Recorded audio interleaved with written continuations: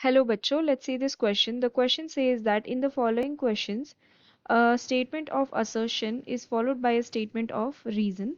Assertion: newer antibiotics are required to be produced regularly. Reason: pathogens often develop resistance to existing antibiotics.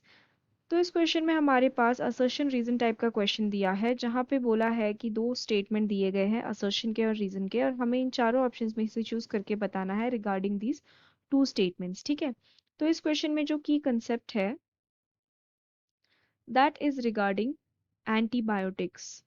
Antibiotics, ठीक है, तो सबसे पहले हम क्या करेंगे, हम देखेंगे कि what is the meaning of this antibiotics.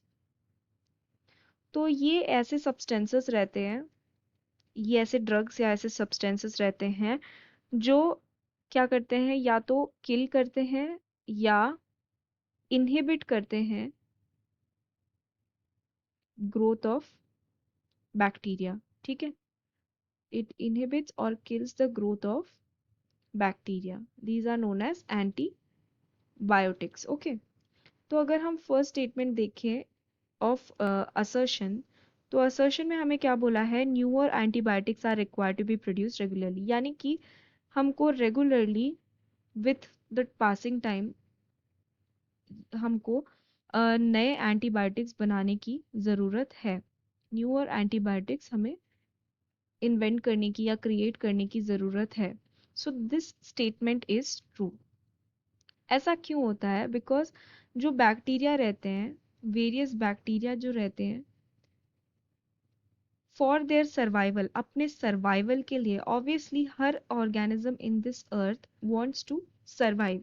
ठीक है, एंड अपने सर्वाइवल के लिए हम वेरियस तरीके ढूंढते रहते हैं कि कैसे हम अपने आप को इस अर्थ के अंदर सस्टेनेबल रख सकें। ठीक है, तो सिमिलर टू दैट बैक्टीरिया और ऑल्सो लिविंग ऑर्गेनिज्म जो क्या करता है, अपने आप को इवॉल्व करता रहता है, उसके अंदर म्यूटेशंस होते हैं, वेरियस थिंग्स होते हैं जिसके कारण वो अपने आप को इवॉल्व करता है।